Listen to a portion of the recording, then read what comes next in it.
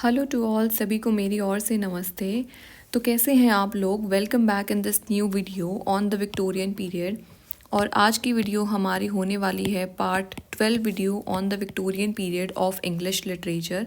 और इस वीडियो के अंदर हम सॉल्व करने वाले हैं 10 क्वेश्चंस।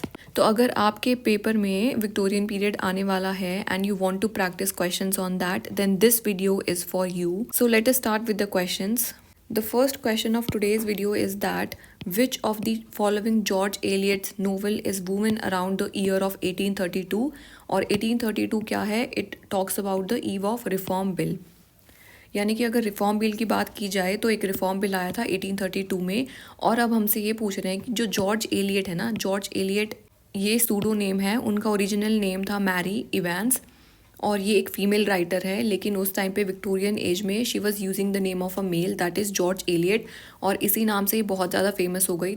अब हमें इसमें बताना है कि जॉर्ज एलियट का कौन सा नोवेल है जो कि किस चीज़ पे बेस्ड है, which talks about the 1832 reform bills. इसका जो करेक्ट आंसर है वो है हमारा beta option, that is Felix halt. Felix halt का आपको सबटाइटल भी पता होना चाहिए, दैट इज़ इक्वली इम्पॉर्टेंट। तो इसका जो सबटाइटल है वो है the radical, Felix Holt the radical. और इसकी स्टोरी क्या है कि एक इंसान है फेलिक्स हॉल्ट, वो रेडिकल है नहीं, in spite of calling himself to be a part of a radical movement.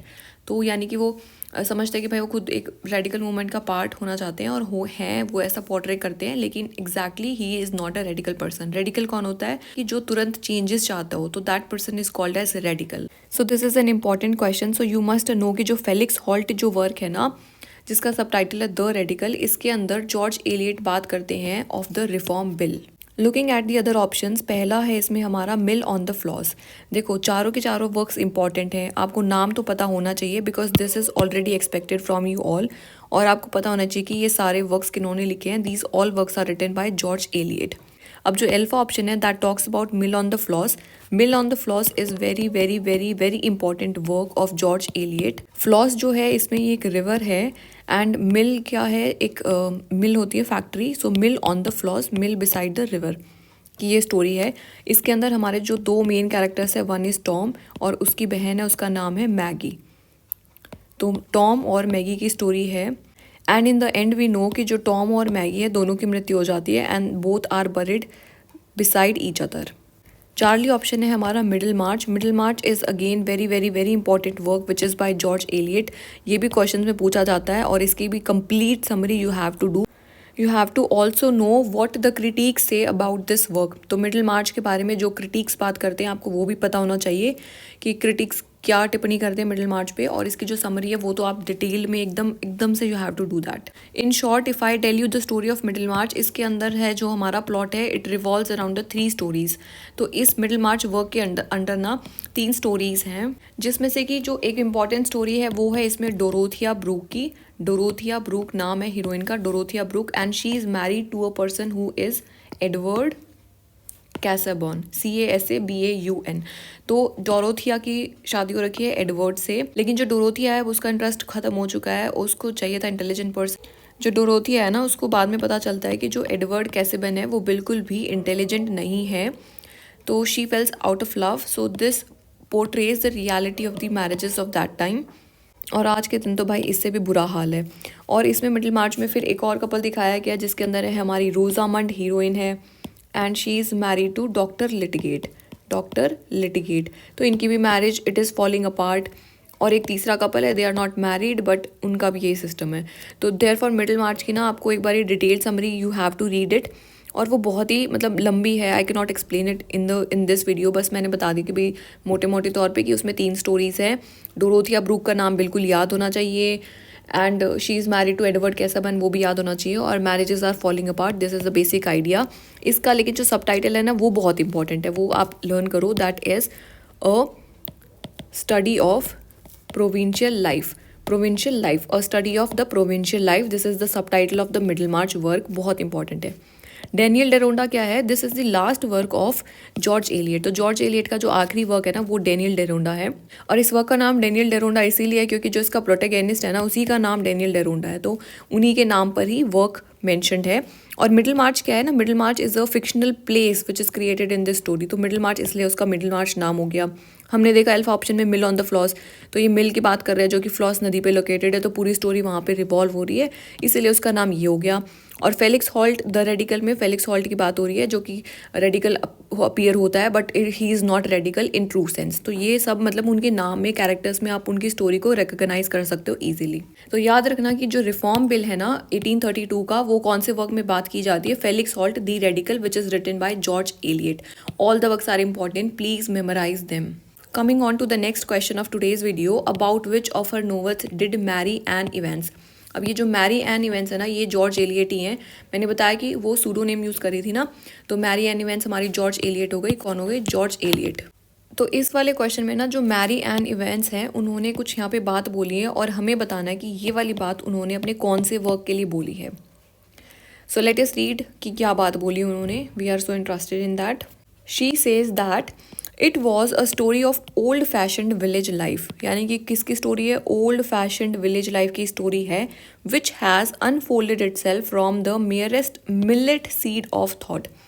यानी कि वो बोलना चाहती हैं कि भाई जो ये वाली स्टोरी मैंने लिखी है ना, it was a story of old fashion village life की स्टोरी है, जो ये जिसके बारे में बात कर रही हैं, which has unfolded itself. और मैंने ये कहानी कैसे लिख दी कि from the merest millet seed of the thought, मतलब थोड़ा सा विचार आया था और then I wrote this novel. तो ऐसा ये बात कौन से वर्क के बारे में बोलना चाहती है मैरी एन इवांस, जो कि हमारी जॉर्ज एलियट हैं। This is what you have to tell. देखो पहले ऑप्शन देखेंगे हम। सबसे पहले क्या है ना, एडम बीड है, Silas Marner, the mill on the floss और मिडल मार्च को। ऊपर वाले क्वेश्चंस में मैंने दोनों की स्टोरी बताई थी, दोबारा नहीं, इस क्वेश्चंस में I am not going to tell here. तो अब आपको बताना कि किस में ओल्ड फैशन विलेज लाइफ है। मिल ऑन द फ्लॉस में अभी बताया ना कि मिल की बात है, इसमें तो कुछ ओल्ड फैशन नहीं दिखा हमें। और मिडिल मार्च में, जो मिडिल मार्च है which is a fictional town, इसमें भी हमें कुछ ओल्ड फैशन स्टोरी नहीं देखने को मिलती है, but rather it talks about the marriages, middle March marriages. अब हम बाकी के जो दो ऑप्शन है ना, एडम बीड और सिलास मार्नर, इन दोनों की मैंने नहीं बताई है, तो I will tell this. Adam Bede क्या है? एडम बीड का आपको लर्न करना है that Adam Bede is the first novel which is written by George Eliot. और एडम बीड के अंदर बात होती है एक कारपेंटर की। और एक और बात इसमें याद रखनी है एडम बीड में, क्योंकि this is the work which was praised by Queen Victoria. हमने देखा ना कि जो विक्टोरियन एज है, it is named after Queen Victoria. तो क्वीन विक्टोरिया ना ये वाली वर्क को बहुत ज़्यादा प्रेज करती हैं और उन्होंने इससे रिलेटेड 2 पेंटिंग्स भी बनवा ली। कुछ उनको सीन्स पसंद आ गए होंगे, तो उनको इतने पसंद आए कि उन्होंने उसकी पेंटिंग्स ही बनवा ली अपने लिए। तो Adam Beed, it is the first novel which is based on a carpenter की कुछ स्टोरी है, और क्वीन विक्टोरिया ने इस वर्क को बहुत ज़्यादा प्रेज करा है, तो इसीलिए Adam Beed becomes important for us.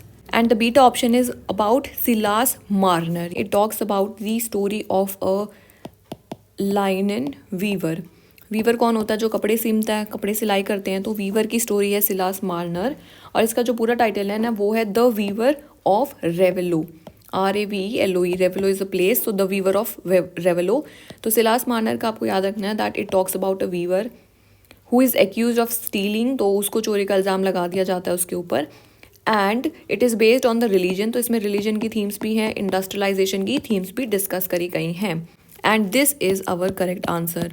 तो ये बहुत इंपॉर्टेंट वर्क है। So you have to keep in mind कि जो सिलास मार्नर है ना, यही वर्क है, उसके बारे में वो क्या बोलते हैं कि भाई ये ओल्ड फैशन्ड विलेज लाइफ की स्टोरी है। हमने देखा ना कि वीवर की स्टोरी है which has unfolded itself from the merest of the millet seed of thought. So this is very very very important. अगले क्वेश्चन पे आते हैं। इसमें हमसे पूछ रहे हैं कि that I began it as a young women and I finished as an old women. तो ये बोलना चाहती है कि भाई वो which of her novels brought out this remark from the George Eliot, यानी कि कौन से वर्क के लिए जो जॉर्ज एलियट है वो बोलती हैं कि भाई मैंने जब इस वर्क को शुरू करा था ना, I was like really very young, लेकिन इसको ख़त्म करते करते करते करते यानी कि इतना बड़ा वर्क है that I finished as an old women. तो ये बोलना चाहती हैं। अब आपको बताना है कि वो कौन सा बड़ा वर्क है जिसके बारे में जॉर्ज एलियट ऐसी बातें बोल रही हैं। इस क्वेश्चन का हमारा जो करेक्ट आंसर है दैट इज़ रामोला। रामोला जो है ना, ये बहुत बहुत इंपॉर्टेंट वर्क है। हमने मिल ऑन द फ्लॉस, मिडिल मार्च और थर्ड नंबर पे जो इंपॉर्टेंट है वो रामोला है। स्टोरी अभी इसकी डिस्कस करते हैं। पहले बीटा ऑप्शन चेक करते हैं। बीटा ऑप्शन में क्या बोलता है? Felix Holt the radical. इसकी वाली तो स्टोरी मैं बताई चुकी हूँ। डेनियल डेरोंडा की भी मैंने कहानी बता दी कि इसमें जो डेनियल डेरोंडा यही मेन कैरेक्टर है और कुछ कुछ ऐसा ही सिंपल सा ही प्लॉट है, ज़्यादा इंपॉर्टेंट नहीं है। और ये लास्ट वर्क था उनका जॉर्ज एलियट का।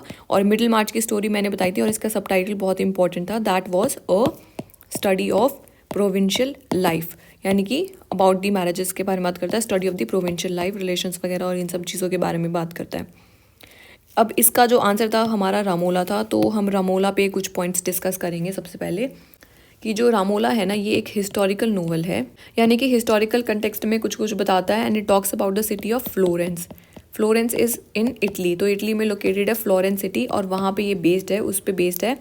और इसके अंदर है हमारी जो थीम है ना, वो है इटालियन रेनेसांस। तो यानी कि जब इटालियन में जो रेनेसांस आता है ना, रेनेसांस मतलब क्या होता है, the age of science, the age of reason, so that is renaissance, newness.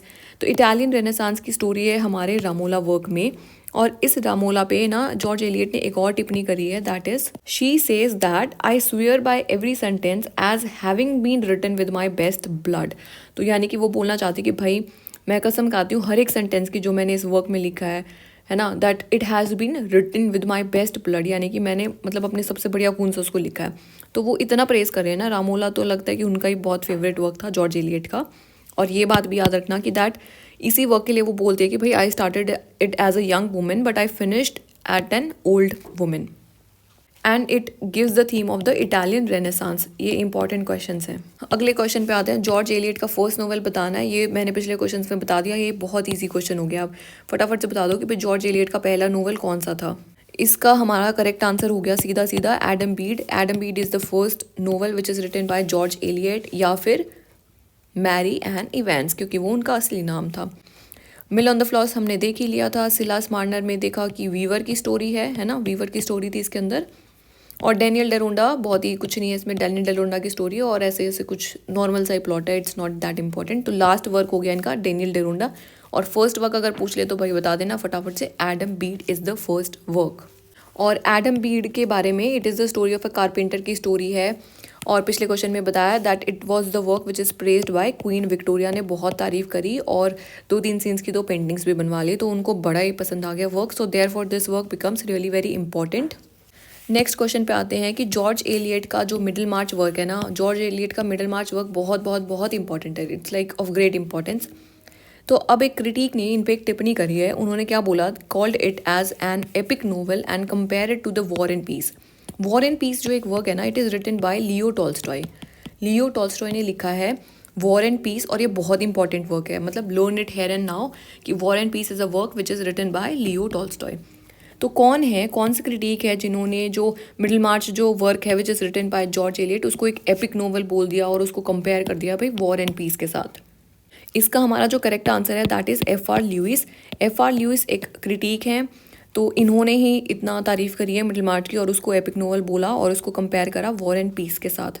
F. R.. Lewis is the answer. बाकी ऑप्शन है जैसे कि रेमंड विलियम है, इनको हम देखेंगे क्रिटिक में।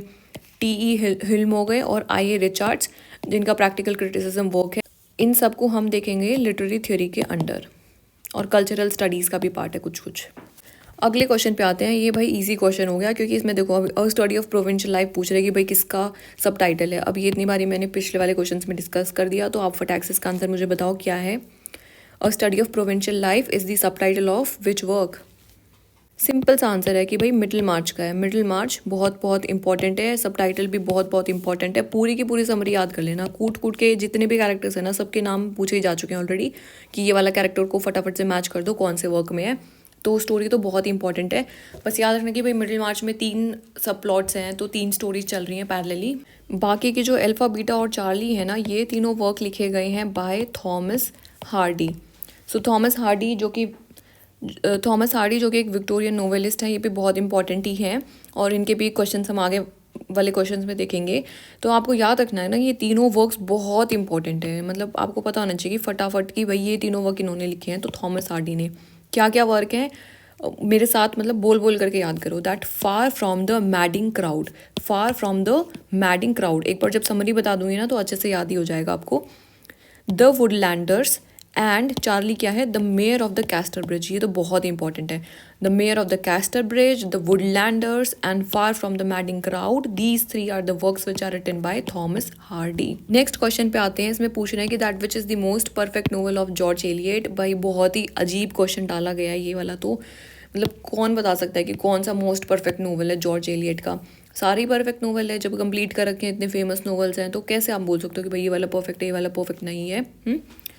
पर हम फिर भी देख लेते फटाफट से according to the book what do they say. Adam Bede देखा हमने कि that is it was the first novel of George Eliot. Silas Marner की स्टोरी मैंने बताई थी कि it is based on the life of a weaver, WEAVER। Romola जो बहुत इंपॉर्टेंट वर्क है और ये तो इनका फेवरेट था जॉर्ज एलियट का जो रामोला वर्क है। और डेल्टा ऑप्शन क्या है, scenes from the provincial life, ये वाले इसमें है उनकी 3 शॉर्ट स्टोरीज कलेक्शन है, तो इसके अंदर उनकी 3 शॉर्ट स्टोरीज हैं scenes from the provincial life में। अब आप ही बता दो कि भाई कौन सा मोस्ट परफेक्ट नोवेल लग रहा है आपको जॉर्ज एलियट का। तो Silas Marner is the answer according to this book, लेकिन अगर मेरे से पूछा जाए तो भाई परफेक्ट नोवेल क्या ही होती है, क्या ही क्वेश्चन है, समझ से बाहर है। अगले क्वेश्चन पे आते हैं। अब इसमें क्या पूछ रहे हैं कि भाई जॉर्ज एलियट की ना फर्स्ट स्टोरी जो है एमॉस बार्टन, अभी मैंने बताया ना ये वाला वर्क था जो देखो ऊपर वाला वर्क है, कौन सा वर्क है ये वाला, scenes from the provincial life. इसके अंदर क्या है ना, इस वर्क के अंदर है हमारी 3 शॉर्ट स्टोरीज और जो एक शॉर्ट स्टोरी है उसका नाम है एमॉस बार्टन। तो ये पूछ रहे हैं कि भाई एमॉस बार्टन कौन से ईयर में पब्लिश हुई है। अब ये इतना इंपॉर्टेंट वर्क भी नहीं था जो इन्होंने पूछ लिया, scenes from the provincial life, लेकिन इसका आंसर बहुत इजी है और आप इजीली इसको याद भी रख सकते हो। इसका आंसर है हमारा 1857। अब 1857 में कौन सा इंपॉर्टेंट इवेंट हो रहा था इंडिया में, 1857 में हमारा क्या हो रहा था, रिवॉल्ट। तो 1857 in India is known as the revolt of 1857, जिसको हम फर्स्ट वॉर ऑफ इंडिपेंडेंस भी बोल देते हैं। जब झांसी की रानी और जितने भी अदर रूलर्स थे, लोकल रूलर्स थे, देवर फाइटिंग अगेंस्ट द ब्रिटिशर्स, क्योंकि उन लोगों को उनकी डॉक्ट्रिन ऑफ लैप्स वाली और सब्सिडरी अलायंस वाली थ्योरी से बड़ी चिढ़ थी, तो इसीलिए फिर उन्होंने रिवॉल्ट कर दिया जाकर के सारे रूलर्स ने। और ये वाला जो है ना, तो 1857 रिवॉल्ट हो गया। तो आप इसको मद्देनजर रखते हुए आप इसको चीज़ को याद रख सकते हो कि भाई जो जॉर्ज एलियट का जो फर्स्ट स्टोरी है ना, क्या है उसका नाम, एमॉस बार्टन। वो कौन से ईयर में हो रही है, 1857 में हो रही है। तो बाकी ऑप्शन तो रीड ही मत करो, ताकि बहुत कन्फ्यूजन हो जाता नहीं तो scenes from the provincial life is a work which is written by George Eliot और मैरी एन इवेंस।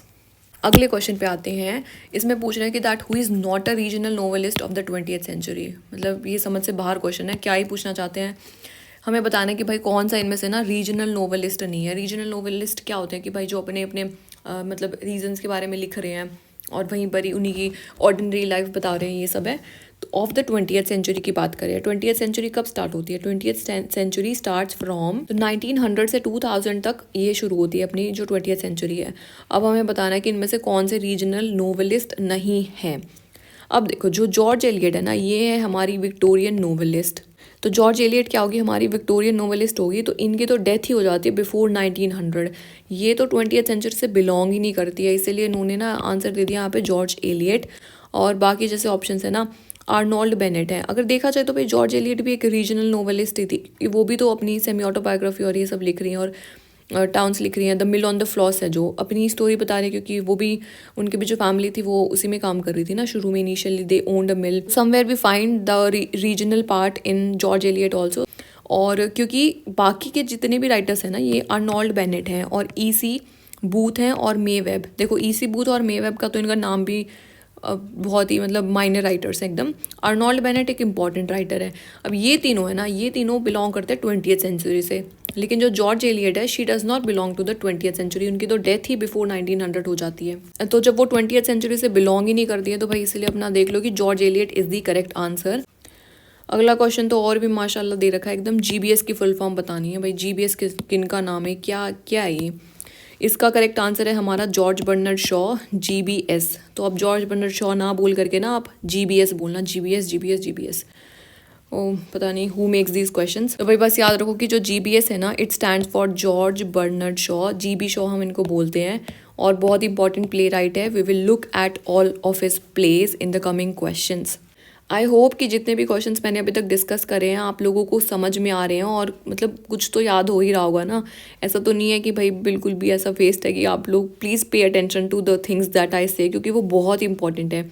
और ना वीडियो को सुनते सुनते ही बहुत सारी चीज़ें तो खुद ब खुद ही याद हो जाती हैं और आपको पता भी नहीं चलेगा when and you will feel like ना कि बहुत सारी चीज़ें कवर भी हो गई हैं ऐसे ही। और बाकी तो आप लोगों को पता ही है दैट करत करत अभ्यास के जड़मति हो सुजान। तो अभ्यास तो आपको करना ही पड़ेगा, उसका तो कोई और विकल्प है ही नहीं। All of you stay happy, take care of your health, stay fit and keep doing exercise. Goodbye to all. I will see you in the next video.